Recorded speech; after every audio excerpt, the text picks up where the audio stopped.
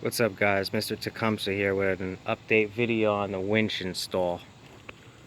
Final install of the winch wiring and everything. I wanted to mention on the last video, I forgot to mention, I drilled the holes into that back rack with stepped drill bits up to 11/64 to get those 5/16 size bolts through. Everything else I went over as far as that's concerned. I spoke to Redneckcomputergeek before installing this, as well as a buddy of mine who is well versed in electrical. And this box, although they recommend you keep it out of the weather, I can't really do that because trying to get this into the cab would have been a big mess. So I did end up self-tapping it into the back of the bed here, right by the winch itself. And then I bought 25-foot grade 8 wire. That's the wire that came with the box, but it's joined down below.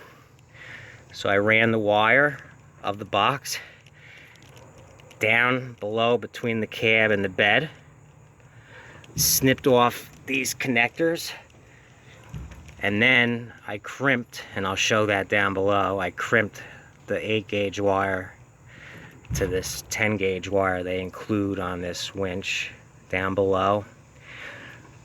Ran it under the cab, along the frame rail, up into the engine bay, along the wiring harness to the battery, and hooked it right to the battery. Originally I was going to use a secondary battery. Found out I didn't need to. It can go right to the main battery, no problem.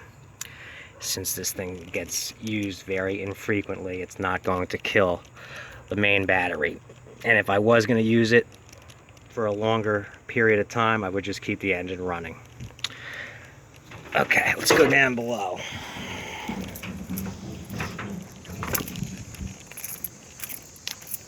Okay, right here is where the wiring comes down from in between the bed and the cab.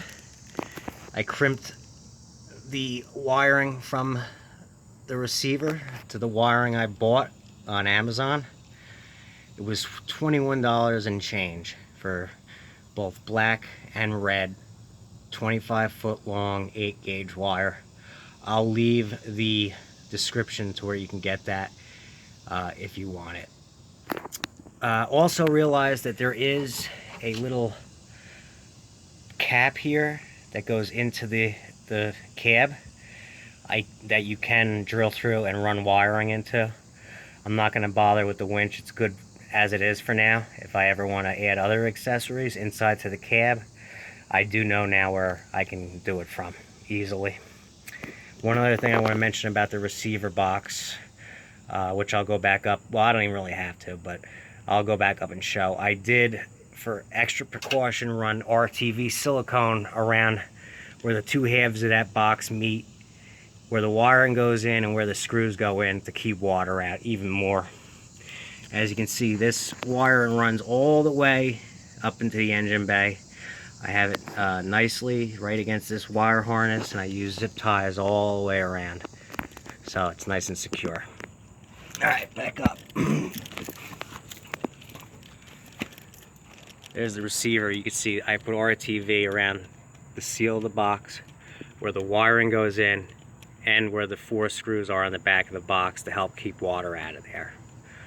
All this box is a protective case. Inside of there is another unit, which is the actual receiver itself, as well as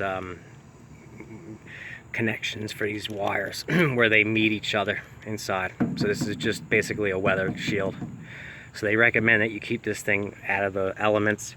I can't do it. I mean, I could have, but it would have just been a lot more trouble to do that.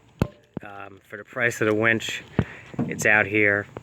However long it lasts, it should be fine with me. So I'll let you know how long it ends up lasting, but that's the way I ended up doing it. My buddy who's well versed in electronics said to do that should last a long time. So we'll see. Alright, come around to the engine bay. Open up the hood. Alright, this is where it comes up from the frame rail. Comes around the brake booster, okay, and then I ran the wiring right along this wiring harness. As you can see, zip tied nicely, straight to the battery. You got the negative, it's bolted right to the negative terminal. The positive, which came with a little circuit breaker with the winch. So if you short something out, it just acts just like a fuse. It'll shut the winch down before it does anything, damages the electrical in any way. So that's it. That's how it's done. Like I said, you use the thing so infrequently that it's not going to affect the life of the battery. So, and then like I said, if I was planning on using it that long, I would just turn the truck on so the battery would stay charged. Now I'll go ahead and show how the thing works. Let me turn the remote on. I did notice with these remotes, they're kind of cheap. The first unit I bought, the remote was dead. I opened it. You can change the batteries, but the first set of batteries they put in these things are kind of like soldered in there with like metal tabs around them. So you got to cut those tabs off to get the original batteries out to install new ones. Since it was brand new, I just took it back and said, listen, the remote doesn't work, I want another one.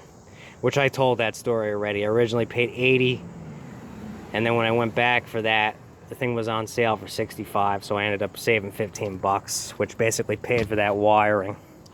So that ended up working out fine. But anyway, one other thing I will note is this thing has about a 2-second delay. So from the time you stop pressing the button, this thing still goes for another 2 seconds. So you want to be careful when you get close to here, because you don't want this thing to get fed up into here because it'll chew it up and bend it up. So you want to stop. When it gets to about 3 inches away, you want to stop. You don't want to go too much further. But anyway, that's going to be this button right here.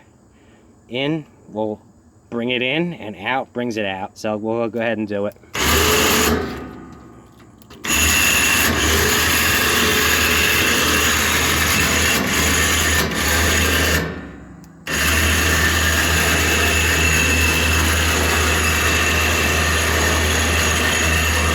See, now I don't know if you caught that, but when I let my finger off the trigger, it took 2 seconds to stop.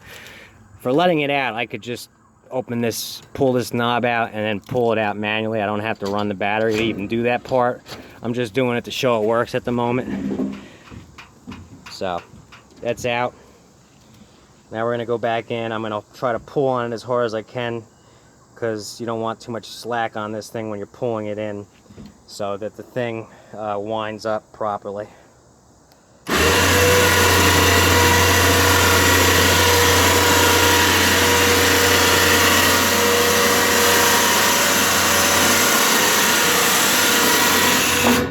There you go. See, I was about 3 inches away. I let off. Any further, it would go up in there. You don't want it going up in there.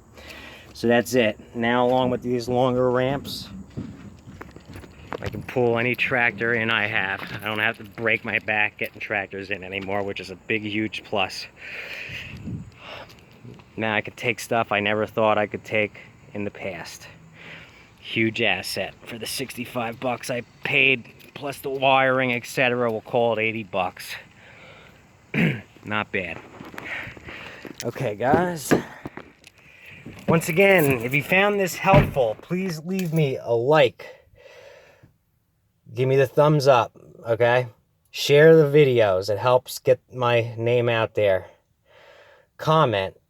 Let me know what you think. If you have this set up, let me know what you think of it. If you have any questions, feel free to ask. And most of all, subscribe. I'm at 835 right now, 165 away from the 1,000. The 1,000's the hardest part to get to. Once you get to 1,000, your name starts to get out there into the YouTube algorithm, and your videos get picked up more. So once I hit that 1,000, it'll help me take off. My content will get better. I'll invest in better video equipment, and my videos will get better. Will continue to get better as I move forward. Okay, I've already made, this is now the 4th video in the last 3 days. 3 related to that Craftsman tractor I picked up free. I made a video on the winch, the original install of the winch itself to the truck a week ago, and I just completed it, and that was the update video on how to wire it up and all that good stuff. Thanks for watching, guys. I'll catch you on the next one.